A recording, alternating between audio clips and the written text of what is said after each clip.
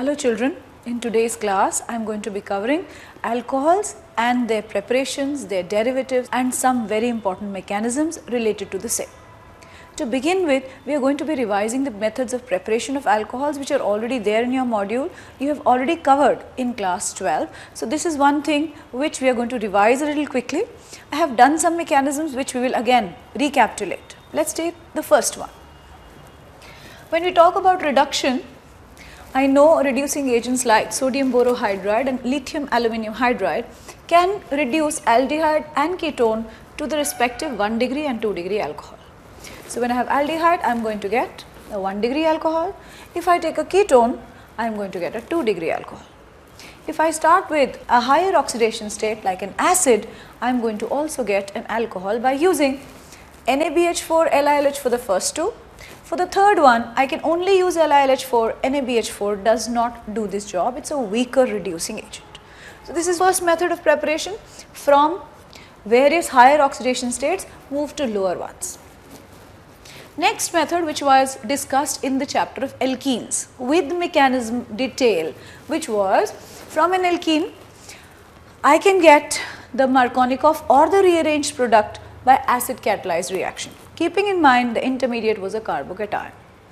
If I have an intermediate carbocation formed, you remember that could undergo a shift which could be a hydride, methyl or a phenyl shift, you can get rearrangement, but if there is no such rearrangement possible, you will get a Markovnikov product, acid catalyzed reaction number 1. The second was Markovnikov addition only without rearrangement, was done by oxymercuration, demercuration, I hope you remember this. And the last one is going to be hydroboration oxidation, where I only get anti-Markovnikov product because second and third case no carbocation was formed. Which was just a quick revision. Alkene, go back and revise if you have forgotten what the mechanisms were. So, this is second method of preparation. Now, like I talked about RMGX before, I will continue with RMGX as one of the very important methods of preparation of different kinds of alcohols. In this case, RMGX is going to behave as R minus acting as a nucleophile. The nucleophile will attack an aldehyde or a ketone, and following that we are going to understand what kind of alcohols can I get.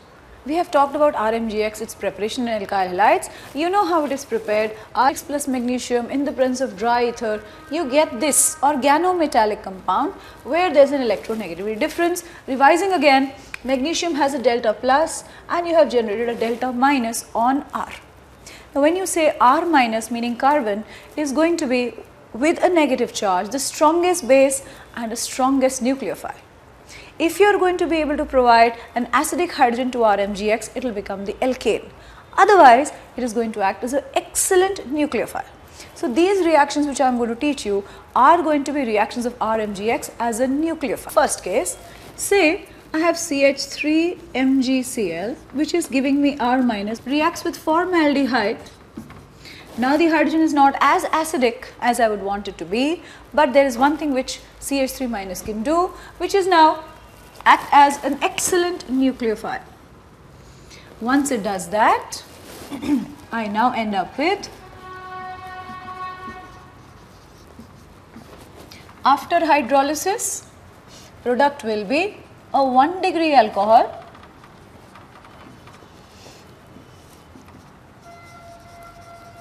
But the interesting part is this 1 degree alcohol has 1 carbon extra. So, what kind of an alcohol? 1 degree stepped up alcohol, 1 carbon has been increased because I used methyl. Had I used ethyl, it could have been a 2 carbon stepping up. So, understand when you talk about RMGX nucleophilic, it is a step up reaction. I am increasing the number of carbon atoms. If I were to now repeat the same with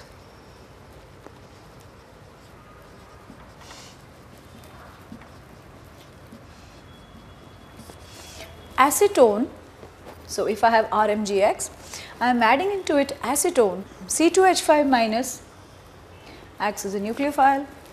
Product would now be, as you can see for yourself, it is now going to give me a 3 degree alcohol. So, if I start with formaldehyde, I get 1 degree. Depending on what is the substrate you have chosen, you can now end up with, after hydrolysis, you have reached in 2 steps. So this is what their 3 degree alcohol could be obtained. Now can you predict how would I get a 2 degree alcohol? I gave you the first and I gave you another one in which you could use a ketone. What do you think you should use with RMGX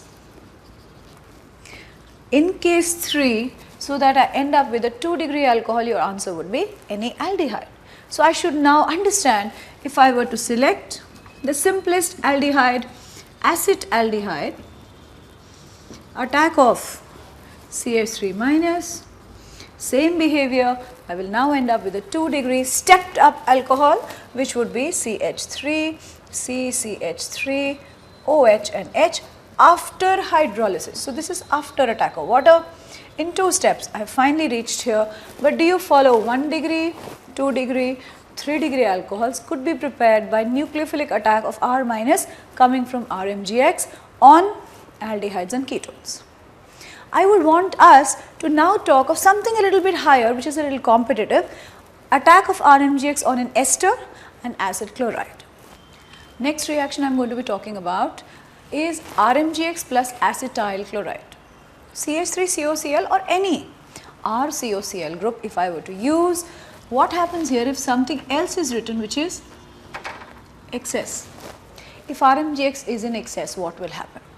First and foremost, I understand I don't have an acidic hydrogen as much as I would like it to be. R minus is going to act as a very good nucleophile. Step 1 would be attack. You have CH3, CO minus MgX. This is Cl and now I have an approach of R. Intermediate.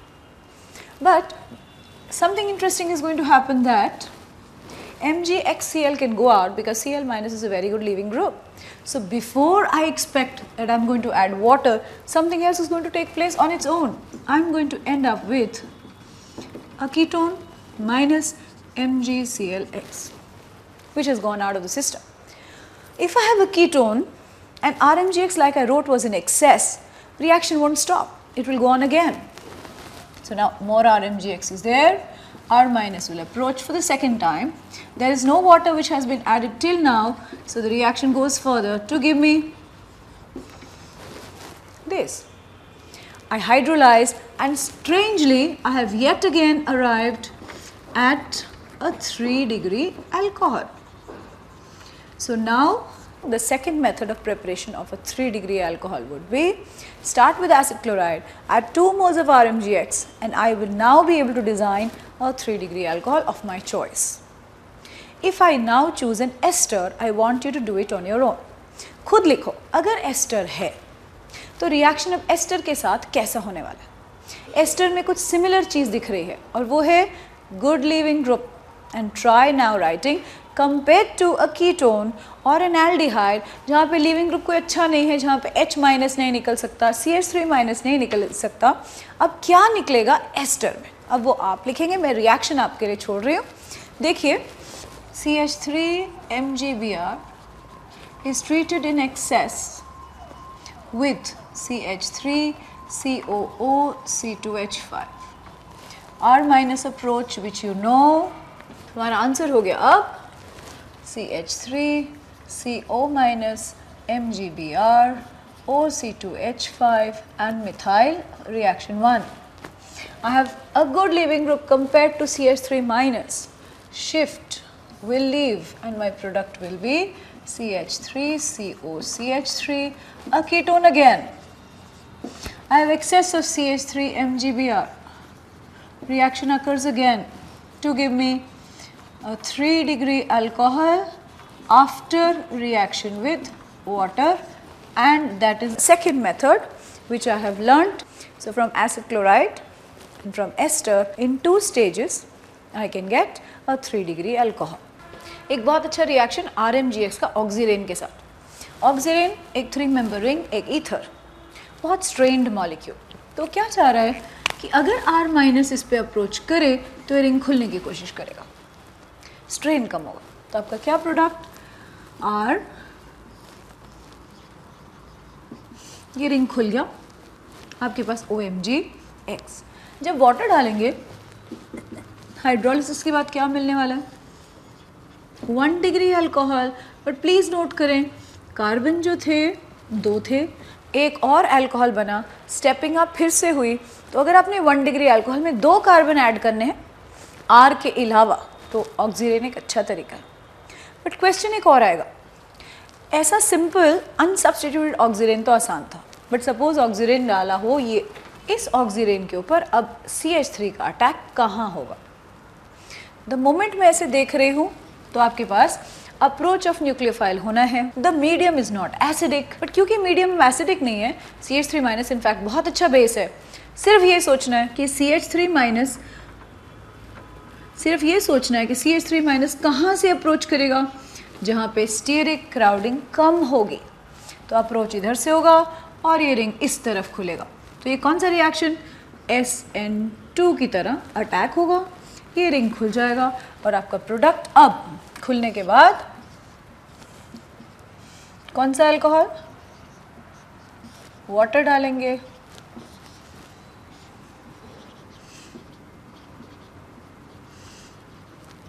going to get not a 1 degree but a 2 degree alcohol. ये हमेशा note करके रखो। और अगर यहाँ पे 2 substitution होते तो ये आपको 3 डिग्री अल्कोहल मिलता है। ये कंपटीशन का बहुत इंटरेस्टिंग क्वेश्चन है। What kind of an alcohol are you going to get if it is substituted at 1 position और if it is di substituted at 1 position. Please make sure you follow this part well, बहुत ज़रूरी है ये समझना। अब इसके अगला जो हम रिएक्शन लेने वाले हैं, प्रेपरेशंस अब हमारे ख़त्म हुए, अब आप मॉड्यूल से बाकी के क्वेश्चन करेंगे। मैं अब रिएक्शंस ऑफ अल्कोहल्स ले रही हूँ जो बहुत इंपॉर्टेंट और मैकेनिज्म बेस्ड। एस्टेरिफिकेशन रिएक्शन, जब हम जानते हैं अल्कोहल और एक एसिड को रिएक्ट कर दिया जाए in the presence of a mineral acid, एक एस्टर बनता है। एस्टर बनना हम एक टेस्ट भी मानते हैं क्योंकि ये फ्रूटी स्मेल होता है वॉलेटाइल एस्टर्स का। तो रिएक्शन में मैकेनिज्म क्या है? एसिड का कौन सा पार्ट, अल्कोहल का कौन सा पार्ट से वाटर बनता है, that is going to be the method of questioning in a paper. Let's see if we follow mechanism, can we understand where is the H and where is the OH coming from in the formation of water from an ester.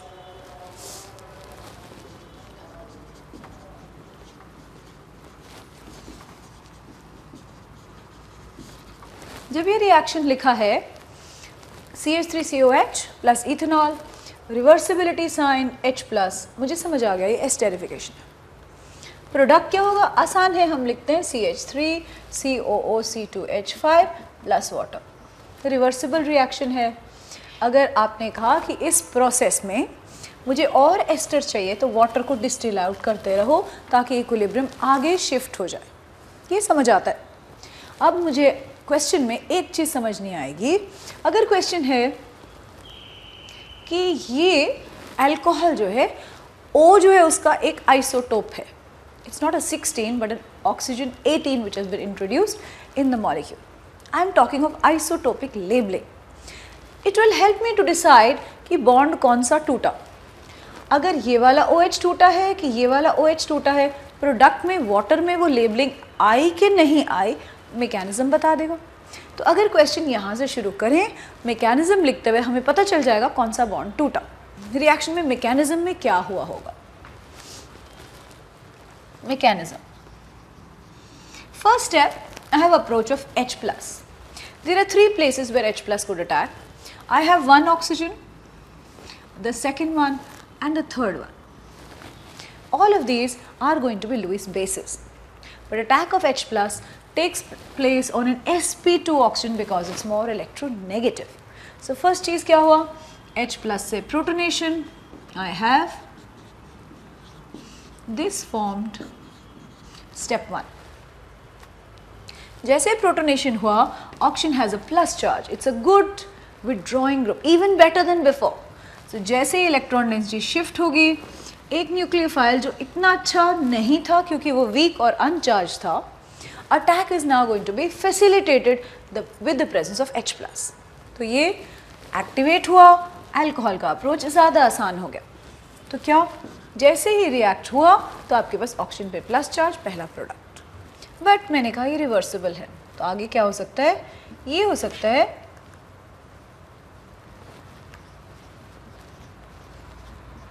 Okay. Once this happens now I have an option अगर ये बाहर जाए तो reaction वापस, अगर ये बाहर जाए तो रिएक्शन क्या देगा, CH3, this is gone out, electron density shifts, what do I get, पहुंच गए ना हम एस्टर, H प्लस का लॉस, तो finally CH3, C double bond O, OC2H5 ester मिला। अब वापस देखिए क्या क्या चीज़ हम भूल गए, यहाँ पे ऑक्सीजन 18 था, ये वाला अल्कोहल का ऑक्सीजन है, ऑक्सीजन 18 है। जब यहाँ से आपने कहा कि H शिफ्ट होके इधर आया, ये भी अभी ऑक्सीजन 18 है। जब आपने कहा कि फाइनल रिएक्शन बना, ये ऑक्सीजन 18 है और ये वाला भी ऑक्सीजन 18 है। साथ में जो वाटर निकला है वो ये था, इस पे ऑक्सीजन 18 नहीं था। तो मैकेनिज्म में कौन सा बॉन्ड टूटा देखें, दोबारा से रिवाइज कराती हूँ। पहला, एक मेरे पास acid, out of the 3H more electronegative sp2 से जुड़ा है, अटैक हुआ, ऑक्सीजन प्लस अच्छा एक्टिवेटेड ग्रुप, न्यूक्लियोफाइल वीक था, अप्रोच करा, जैसे ये शिफ्ट हुआ, equilibrium, I have a good leaving group, it could be this is also a comparable leaving group. इसकी वैल्यू इथेनॉल की और वाटर की ऑलमोस्ट कंपेरेबल। तो जब कहते हो 10 to the power of minus 15.8 for water, 10 to the power of minus 16 for an alcohol means they are very comparable। तो ये एज लिविंग ग्रुप जाए या ये जाए, बहुत आसपास है वैल्यूज इनकी। तो अगर ये जाए वापस रिएक्शन, और अगर ये हट जाए तो रिएक्शन फॉरवर्ड, तो आपका प्रोडक्ट एस्टर बन सकता है। इक्विलिब्रियम रिएक्शन है, H प्लस से फैसिलिटेटेड है। बॉन्ड कौन सा टूटा देखो जी, अल्कोहल, अल्कोहल का अप्रोच, OH बॉन्ड टूटा तभी ये बना। इधर से कौन सा बॉन्ड टूटा है, ये वाला CO बॉन्ड टूटा, देखो इधर, यहाँ से H निकल गया, इसके ऊपर से अब ये कौन सा बॉन्ड टूट रहा है, तो एसिड का CO और अल्कोहल का OH बॉन्ड टूटता है। तो अगर आपका IIT क्वेश्चन लेबलिंग के साथ आए तो बहुत कॉशियसली आंसर दीजिए। मैकेनिज्म अगर हमें समझ आ गया तो आपका आंसर अब गलत नहीं हो सकता। बहुत इंपॉर्टेंट, एक मैकेनिज्म नंबर 1 मैंने कराया। और रिएक्शंस पढ़ चुके हो जिसमें OH बॉन्ड ऑफ अल्कोहल हम तोड़ रहे हैं, और वो है RMGX। अब जब क्वेश्चन आया RMGX के साथ मैंने अल्कोहल कोई भी डाल दिया, तो क्या अब प्रोडक्ट आपका प्रिडिक्ट करना हो तो क्या कहोगे। In this case your answer could be कि RH मिला, दूसरा हो सकता है C2H5R मिला, तीसरा हो सकता है C2H5 मिला, चौथा हो सकता है RR मिला। ये याद करते हुए कि R minus is the strongest base and I have an acidic hydrogen. In this case कौन सा एसिडिक हाइड्रोजन, ये एक एसिडिक हाइड्रोजन है, O के साथ जुड़ा है इसलिए। तो अटैक क्या होगा, R माइनस का अटैक सिर्फ H को लेके जाएगा। मेरा आंसर हुआ एल्केन बना RH, और प्रोडक्ट में C2H5O MgX plus an alkane. So reaction of alcohol with RMgX gives you an alkane because it has an acidic hydrogen. तो क्वेश्चन में ये मत घबराओ, ये ग्रुप क्या है, कोई भी ग्रुप हो, टर्शरी ब्यूटाइल लगाओ, कुछ भी, जब साथ में CH3MgBr कहोगे आपका आंसर क्या, in this case you will say alcohol से सिर्फ एक ही लॉस ऑफ H हुआ है, nothing of this part, alkyl group of the alcohol has come, and my answer would be methane की प्रिपरेशन है। ये ग्रुप कुछ भी हो, फिनॉल हो, तो यहाँ से फिनाइल का कोई लेना देना नहीं है, प्रोडक्ट आपका फिर से मीथेन होगा। Lucas test it helps us to distinguish between 1 degree 2 degree and 3 degree alcohols. ये रिएक्शन ग्रोव्स रिएक्शन भी कहते हैं। रिएक्शन में खास बात क्या है कि अगर मैंने 1 डिग्री अल्कोहल लिया कोई, इसके अंदर हम डाल रहे हैं ZnCl2 anhydrous plus HCl concentrated. तो रिएक्शन में आपके पास हो क्या रहा है, हम कर ये रहे हैं कि ZnCl2 एक लुईस एसिड है, ऑक्सीजन के लोन पेयर को खींचेगा और आपके पास एक इंटरमीडिएट कार्बोकैटायन बनाने की कोशिश करेगा। अगर मैं इसे कंपेयर करूं, मेरे पास अगर 2 डिग्री अल्कोहल हो या फिर एक 3 डिग्री अल्कोहल हो, सेम रिएजेंट, और अगर मैंने कहा कार्बोकैटायन इंटरमीडिएट बनना है 1 डिग्री 2 डिग्री 3 डिग्री, अगर मेरे पास चॉइस है तो 1 डिग्री, 2 डिग्री, 3 डिग्री अल्कोहल है। ZnCl2 डालने पे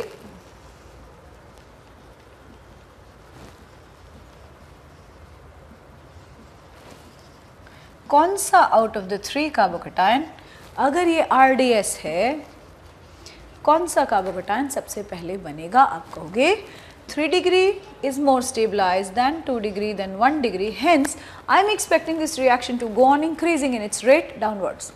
तो 3 डिग्री सबसे पहले, उसके बाद 2 डिग्री, उसके बाद 1 डिग्री बनेगा। तो अगर ऐसा है तो रिएक्शन फास्टेस्ट, आपके पास जब रिएक्शन आपने कहा आपके पास HCl है, हैलाइड आपको मिल रहा है, तो आप कहोगे मेरा आंसर हुआ एक हैलाइड बना। अल्कोहल था मेरे पास मिक्सचर में, साथ में ZnCl2, ये सॉल्युबल नहीं है अल्कोहल में, तो प्रोडक्ट क्या हुआ? Turbidity appears immediately. हैलाइड तो यहाँ पे भी बना होगा, बट ये स्लोअर है। क्यों स्लोअर है इससे रिएक्शन में? क्योंकि आपके पास 2 डिग्री जो था इंडक्टिव इफेक्ट हाइपोकॉन्जुगेशन से कम स्टेबलाइज्ड हुआ था। तो हमारा answer slower turbidity in 5 minutes। And इसमें ये इतना स्लोएस्ट है, तो आपके पास RCH2Cl रूम टेम्परेचर पे अगर रिएक्शन करे तो ये नहीं बन रहा। क्योंकि ये नहीं बन रहा तो सबसे स्लो 1 डिग्री, और वो दिखने नहीं वाला। 2 डिग्री 5 मिनट में कलर बदल देगा, और 3 डिग्री जो है जो इमीडिएटली मुझे टर्बिडिटी किसकी देगा? हैलाइड की। बट क्योंकि हैलाइड सॉल्युबल नहीं है, इसीलिए आपका आंसर जो है Lucas test helps to distinguish between 1 degree which shows no reaction, 2 degree 5 minutes, after that you will see turbidity of the addition of ZnCl2, and 3 degree gives you turbidity immediately। एक और reaction जो 1 degree, 2 degree, 3 degree alcohols को distinguish करने में help करता है वो है विक्टर मेयर्स टेस्ट। हम इस टेस्ट में क्या कर रहे हैं? हमने क्या किया, इन तीनों अल्कोहल को अलग अलग टेस्ट ट्यूब में अगर दे रखा है, हमने इन तीनों में पहले PCl5 डाला। PCl5 मुझे पता है रिएक्शन में हैलाइड का तरीका है, तो आपके पास Cl और 1 डिग्री हैलाइड मिल गया। अब जब इसमें डालोगे AgNO2 सिल्वर नाइट्राइट, AgNO2 मुझे पता है एम्बिडेंट न्यूक्लियोफाइल है NO2, और आपका प्रोडक्ट जो है नाइट्रो कंपाउंड बनने वाला है। लाइकवाइज AgNO2 तीनों में डाला तो आपका प्रोडक्ट जो होगा AgCl बाहर गया, और आपके पास नाइट्रो डेरिवेटिव्स 3 बन गए, 1 डिग्री, 2 डिग्री, 3 डिग्री। इंटरेस्टिंग बात देखो, नाइट्रो इलेक्ट्रॉन विड्रॉइंग ग्रुप है, ये हाइड्रोजन अगर एसिडिक हैं 2, इसमें हाइड्रोजन एसिडिक अल्फा पोजीशन पे सिर्फ 1, और इसमें अल्फा हाइड्रोजन एसिडिक नहीं है। रिएक्शन जब मैं कर रही हूँ इसका नाइट्रस एसिड के साथ HONO मतलब NaNO2 प्लस HCl से बनाया, यहाँ पे भी HONO डाला, यहाँ पे भी डाला। अब होने क्या वाला है, क्योंकि यहाँ पे एसिडिक हाइड्रोजन थे, वाटर का लॉस हुआ, और आपके पास एक स्पीशीज बनी है, वो है ये नाइट्रोलिक एसिड। यहाँ पे क्या बना, जब आपने HONO डाला लॉस ऑफ वाटर फिर से हो पाया, और आपका प्रोडक्ट है सूडोनाइट्रोल। सूडोनाइट्रोल, और इस केस में कोई रिएक्शन नहीं हुआ, क्योंकि अब आपके पास इनोलिक काइंड ऑफ प्रोडक्ट बन सकता है। जब आपने इसमें बेस डाला, कॉन्जुगेशन बढ़ गई है, और आपके पास ये कलर आ रहा है रेड। ये कलर बेस डाल के NaOH ब्लू, और यहाँ पे नो कलर, तो आपने डिस्टिंग्विश किए 1 डिग्री, 2 डिग्री, 3 डिग्री अल्कोहल्स। अब अल्कोहल में एक और रिएक्शन बहुत इंपॉर्टेंट है, वो है डिहाइड्रेशन। अल्कोहल से वाटर निकाल के एल्कीन कैसे बना सकते हैं, ईथर कैसे बना सकते हैं, और हाइड्रोजन सल्फेट्स कैसे बना सकते हैं। चलो let's talk about those reactions now. Alcohol से ईथर बनाना पहला डिहाइड्रेशन रिएक्शन 140 डिग्री पे होता है। अगर अल्कोहल 1 डिग्री है तो चांसेस ये कैसे हुआ है, सब्स्टिट्यूशन से हुआ है। और सब्स्टिट्यूशन कब आपके पास चांस ज़्यादा है, अगर 3 डिग्री से 2 डिग्री से 1 डिग्री जाओगे तो आपके पास सब्स्टिट्यूशन के चांसेस बढ़ेंगे। दूसरी चीज़ याद करेंगे, जितना टेम्परेचर कम रखोगे सब्स्टिट्यूशन के चांसेस बढ़ेंगे। टेम्परेचर बढ़ाने से एलिमिनेशन फेवर हो जाती है। तो अब हम ये देख रहे हैं कि अगर मैंने छोटा एल्काइल ग्रुप रखा है, एसिड सिर्फ यही दो क्यों? एसिड अगर चाहिए तो कोई भी एसिड डाल सकते हैं, उसको आप अगर सोच के मुझे बताओगे कि डिहाइड्रेशन में यही दो एसिड क्यों कहे गए। तो पहला स्टेप हुआ क्या? प्रोटोनेशन। तो एसिड कोई भी डालना चाहिए, इससे चलना चाहिए, बट ऐसा नहीं है। आप बताओगे क्यों? पहला हुआ ये, एक ऑक्सोनियम आयन बन जाएगा। Next attack of the nucleophile is going to take place.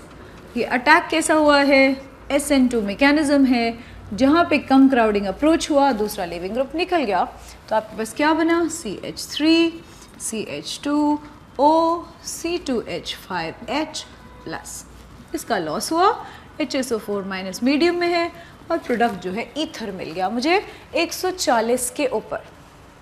Step देखो, पहला स्टेप प्रोटोनेशन, उसके बाद attack of nucleophile, leaving group has to go away, I now get an oxonium ion, H निकलेगा, HSO4 minus ये काम करेगा और product मेरा होगा ईथर। मेरा क्वेश्चन शुरुआत में था क्या कोई भी एसिड चलेगा? देखो, अगर इसमें HCl था, पहले स्टेप में प्रॉब्लम नहीं है, दूसरे स्टेप में प्रॉब्लम है। बताओ, अगर यहाँ पे मेरे पास कंपटीशन हो Cl माइनस और ethanol, which is a better nucleophile, आप कहोगे Cl पहले पहुँच गया तो प्रोडक्ट क्या बन जाएगा? हेलाइट। तो एसिड क्या नहीं ले सकती मैं? HCl। HNO3 क्यों नहीं ले सकती?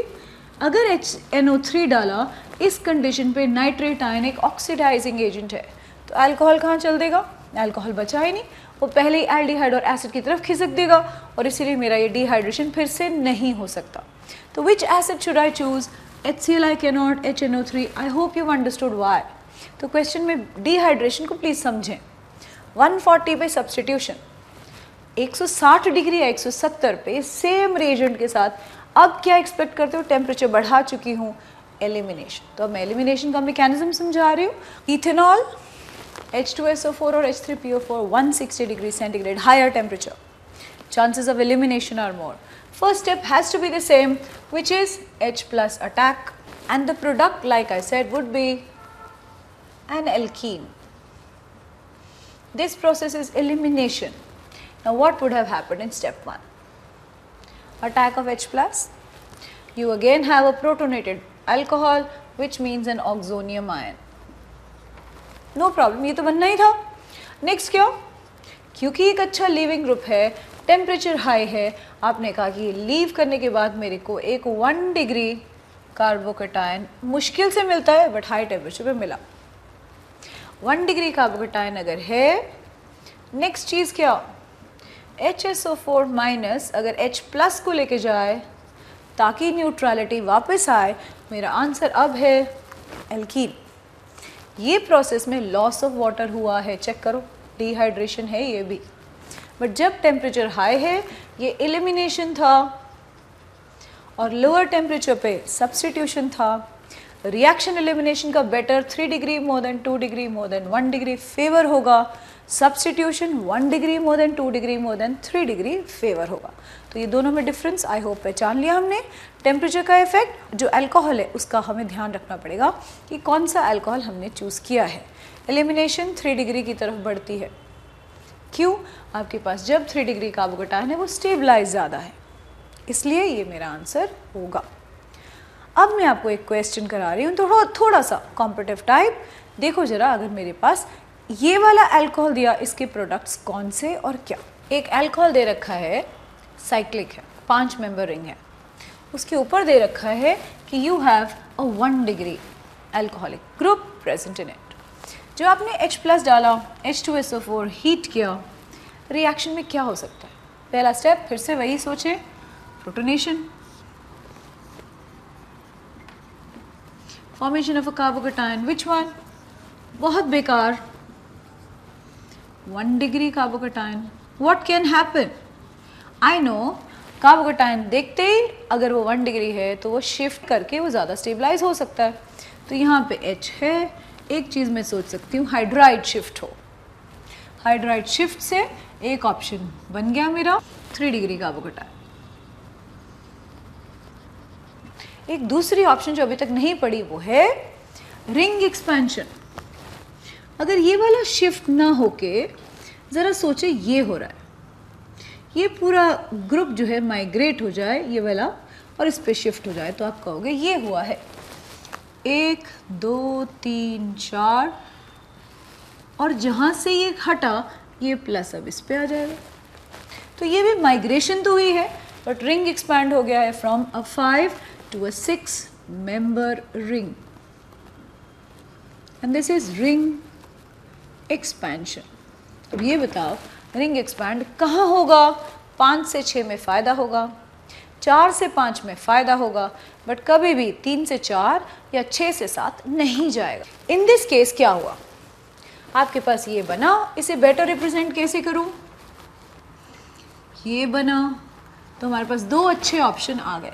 अब आपने डिहाइड्रेशन प्रोडक्ट में लास्ट स्टेप क्या होगा कि लॉस ऑफ H हो, HSO4 लेके जाए, तो मेरा एक एल्कीन बना मेजर प्रोडक्ट साइक्लोहेक्सीन। दूसरी तरफ यहाँ पे हमारे पास ऑप्शन थे, ये वाला H अगर जाए इलेक्ट्रॉन दे के तो मेरा आंसर हुआ ये वाला एल्कीन, और अगर ये वाला भी अल्फा हाइड्रोजन जो जा सकता था, एक और ऑप्शन बना ये वाला alkene. So I have 1, 2 and 3 products. Tell me which is the stablest, which is going to be the Zaitsev product, which is the Hoffman product. क्योंकि ये पढ़ चुके हैं हम एलिमिनेशन में, तो आप कहोगे ये जो आया रिंग एक्सपेंशन 1 जो था ये stablest. Out of this and this, tell me which is stabler. तो आपको दिख रहा है कि ये बीच में होने से हाइपर कॉन्जुगेशन ज़्यादा स्ट्रक्चर मिलने वाले हैं सब्स्टिट्यूशन मिथाइल के कारण। इस पे हाइपर कॉन्जुगेशन बहुत कम हो गई क्योंकि हाइड्रोजन कम कर दिया आपने रिंग में। 1 2 3 4, इसमें कितने मिल रहे हैं? 1 2, फिर उसके बाद 3 4 5 6 7 आपको ऐसे हाइड्रोजन मिल रहे हैं जो हाइपर कॉन्जुगेशन में इस डबल बॉन्ड के साथ जा सकते हैं। तो out of this is the Zaitsev product and this is your Hoffman product. The question is how many alkenes? You have a total of 3 products. Major कौन सा? 6 member ring जो stablest था।